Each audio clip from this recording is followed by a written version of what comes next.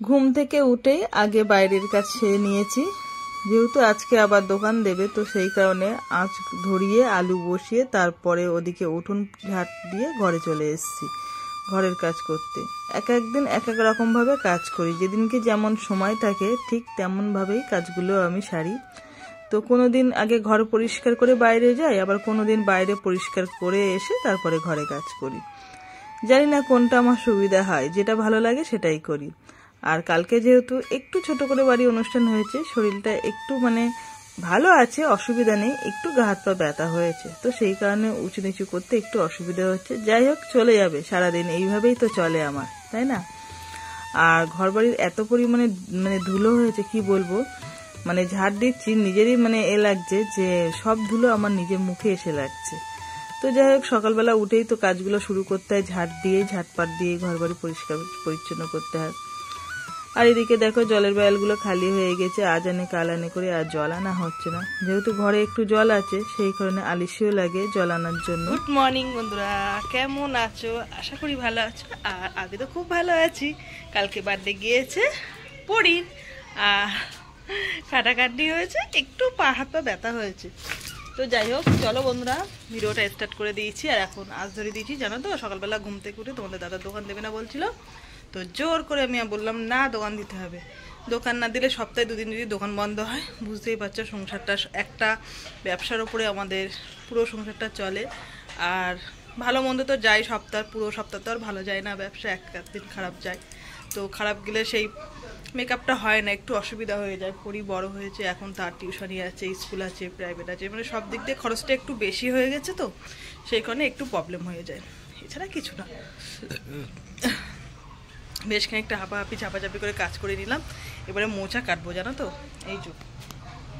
তো পরি স্কুলে যাবে না করছিল, আমি বললাম যা, সপ্তাহে প্রথম দিন স্কুলে না গেলে হয়, ওর পাটা একটু ব্যথা ব্যথা করছে, একটু ঠান্ডা পড়লে না হাত পা ব্যথা করে, আমারও করে ওরও করে। তো যাই হোক, বুঝিয়ে শুনিয়ে স্কুলে পাঠাচ্ছি। এখন ওর মেজমার কাছে চুল বাদ দিয়ে গেছে, এসে ভাত দেবো। ভাত আমার করা হয়ে গেছে, উঠে না আগে ভাতটা বসিয়ে দিয়েছি, এই রান্নাঘরে ভাতটা বসিয়ে দিয়ে তারপরে ওই দিকের ঘরে কাজ করছিলাম। কি করবো বলো, হয়তো তোমরা বলবে যে সমাধি হয়তো সংসারে ঠিকঠাক করে কাজ করে না। সত্যিই ঠিকঠাক করে কাজ করি না, যখন যেটা কাজ সেটা আমার করা হয় না, আমার যেটা মনে হয় আমি সেটা কাজ করি, সংসারে কাজ করা নিয়ে কথা। তারপরে হচ্ছে বাদ বাকি সারাদিন তো এইভাবেই চলে, তোমরা জানো। এবারে ব্যবসার কাজ করব, সংসারের কাজ করব, দুটো কাজ একসঙ্গে আমার করা হয় আর কি। যেটা আগে মনে হয় সেটা আগে করি, আগে আঁচ ধরিয়ে দিই, কোনো সময় আগে উঠোন ঝাড় দিই, কোনো সময় উঠোনটা ঝাড় দিয়ে তারপরে বাসি নাইটি চেঞ্জ করে আঁচ ধরা দিয়ে, যখন যেটা মনে হয় তখন সেটা করি, এটাই হচ্ছে ব্যাপার। ঠিক আছে, তো চলো। পরির জন্মদিনে কোনো বন্ধু বান্ধব বলেনি বলে কালকে ওর পাপার লজেস এনেছিল আর ছোট ছোট কেক এনেছিল, সেইগুলো নিয়ে যাচ্ছে। এই যে বান্ধবীদের দেবে, তাই এই দেখো, এই পালস লজেস আর এই কেক।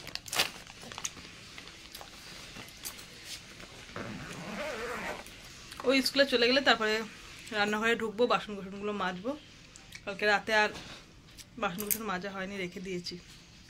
ঠিক আছে, ও যতক্ষণ না পর্যন্ত বেরোয় স্কুলে, ততক্ষণ পর্যন্ত আমি ঠিক করে কাজ করতে পারি না, অসুবিধা হয় আমার।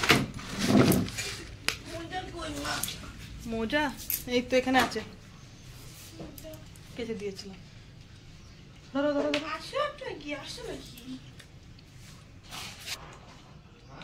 বেশ কয়েকটা জামা কাপড় ছিল, সেগুলো কাচতে দিয়ে দিয়েছি। কালকে রবিবার ছিল, কাঁচা হয়নি।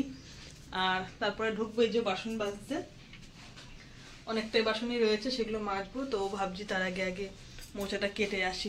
পরীকে ভাত দিলাম খেতে, ওর ভাতটা মেখেও দিতে হলো ওকে।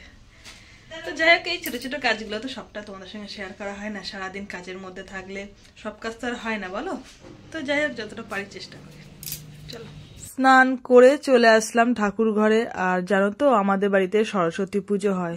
গত বছরে আর পুজো করা হয়নি, পরির বার্থডে ছিল, বড় করে একটু অনুষ্ঠান করা হয়েছিল বলে। আর বার্থডে আর সরস্বতী পুজো একদম কাছাকাছি ছিল, একদিন না দুদিন হেরফের ছিল, তো সেই কারণে আর সরস্বতী পুজো করা হয়নি। এবছরে করা হবে। তো এবছরে যদিও সরস্বতী পুজো করব, সেদিনকে আমাদের আবার হাটবার পড়েছে, তাও করব, ছোট করেই করব, কাউকে বলবো না। যাই হোক, বাবার এদিকে কেনাকাটা কমপ্লিট হয়ে গেছে, পুজোর দায়িত্বটা কিন্তু বাবার কাছেই দেওয়া হয়েছে। তো আগে সরস্বতী পুজোটা আজকে বরণ করে দিয়ে আসবো, যেখানে ঠাকুর রেখে আসে সেখানেই রেখে আসবে তোমাদের দাদা। তো বরণ করার জন্য ঠাকুরকে বের করে নিচ্ছি। আর সরস্বতী পুজো করতে কিন্তু এমন কিছু সময় লাগে না, মেন হচ্ছে শীতকালে সকাল সকাল উঠে অঞ্জলি দেওয়া, সত্যি একটা আনন্দটাই আলাদা, তাই না? কিন্তু এবছরের সরস্বতী পুজোটা একটু আমরা লেট করে করব, অন্যদিন একদম ভোরে ভোরে আসে, জানো তো। এবারে করব 10টার সময় পুজো। আর দেখো ছাদে নিয়ে চলে এসেছি, আমার কিন্তু বরণ করাও হয়ে গিয়েছে, তোমাদের সঙ্গে শেয়ার করা হয়নি। যাই হোক, তোমাদের দাদা দিয়ে আসবে। আর একটু জলের বেরি দিতে বলছিল মা, জানো তো। তারপরে আমি আবার 1 ঘটি জল নিয়ে জলের বেরি দিয়ে দিলাম। আর ঠাকুরের মুখটার দিকে তাকালে কিন্তু সত্যিই খুব মায়া লাগছে, জানো না, এত বছর ধরে আমাদের ঘরেতে ছিল। তো তোমাদের দাদাও স্নান করে ঠাকুরটাকে নিয়ে চলে যাচ্ছে, খুব মন খারাপ লাগছে। যতই নতুন ঠাকুর আসুক না কেন, এত বছর ধরে ছিল। তো গত বছরে যেহেতু পুজো করা হয়নি, তার আগের বছরে পুজোটা করা হয়েছিল। তারা আমাদের বলেছে যে তোমাদের ইচ্ছা মতন তোমরা কুল খেও, কিন্তু দেখো বেড়া দেওয়া রয়েছে, মানে যে ঢুকবো এখান থেকে ঢুকবো না।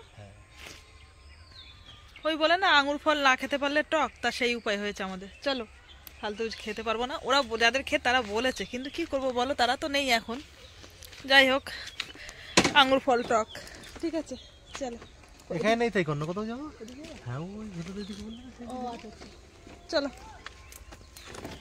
ওই যে সর্ষে ক্ষেতগুলো আছে, ওই ক্ষেতের পরে যে ওই যে দেখো খেজুর গাছ আছে, ওইখানে এখন তোমাদের দাদা ভাই যাবে বলে ওই দেখো গাড়িটা না রেখে চলে যাচ্ছে।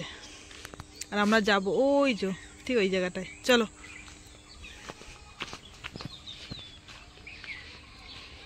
পাটকাঠি নিচ্ছে, ভাড়ের মধ্যে পাটকাঠিটা ঢুকিয়ে রস খাবে। চলো দেখি কিভাবে খায়, ছোটবেলায় নাকি খেতো, তা সেইটা এখন খাবে। ঠিক আছে, কি চেক করে নিচ্ছ ঠিকঠাক আছে কিনা? যাচ্ছে কে দেখি, হ্যাঁ হ্যাঁ আসছে আসছে, যাচ্ছে, হ্যাঁ যাচ্ছে। চলো,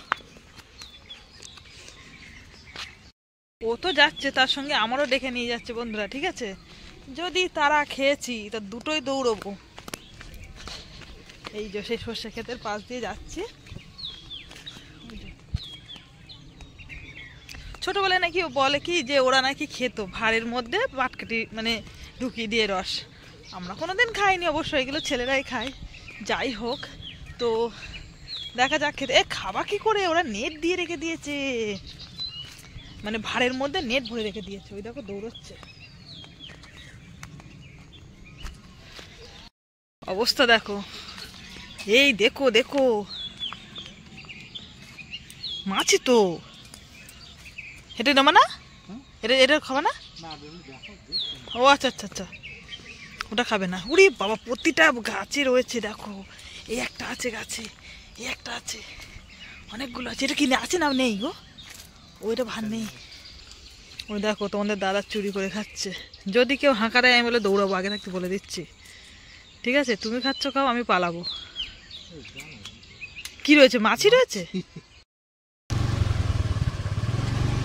তো দেখো আমরা ঘুরতে এসেছি, চারিদিকে মাঠ আর মাঠ। আর দেখো এখন তো সর্ষের মানে সর্ষের সময়, পুরো মাঠটা একদম পুরো সর্ষে আর ধনে ভর্তি। তো দেখছি কোথায় কটা শসা টসা আছে, শসা টসা আছে কিনা, শসা আছে কিনা, শসা বরবটি এগুলো কাঁচা খেতে কিন্তু বেশ ভালো লাগে। তো যাই হোক, অনেকটা রাস্তায় কিন্তু আমরা এগিয়ে এসেছি। তো সর্ষে তো আর নেই, মানে সর্ষের ফুল আর নেই, সব সর্ষে হয়ে গেছে।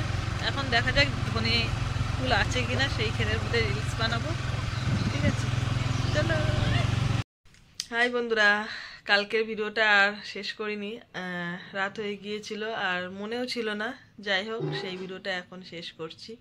তোমাদের কেমন লাগলো অবশ্যই জানিও। আর এখন কিন্তু ঘুমের থেকে উঠেছি, এখনো বাইরে যাইনি, দেখো দরজা বন্ধ রয়েছে। তো যাই হোক, আজকে সকাল থেকে আবার ব্লগ স্টার্ট করতে হবে। তো উঠলাম এইমাত্র। আর জানো তো আমাদের বাড়িতে আবার সরস্বতী পুজো হবে। তো আজকে থেকে আর কি গোছানো গাছানো হবে, যেহেতু বুধবার দিনকে সরস্বতী পুজো পড়েছে। আর সেদিনকে তো আমাদের দোকান দেবে, হাটবার পড়েছে, তো সেই কারণে আজকের থেকে শুরু হয়ে যাবে সরস্বতী পুজো। তো চলো, আজকে ভিডিওটা এখানেই শেষ করছি। তোমাদের কেমন লাগলো অবশ্যই জানিও, ভালো লাগলে পাশে থেকো। সবাইকে টাটা।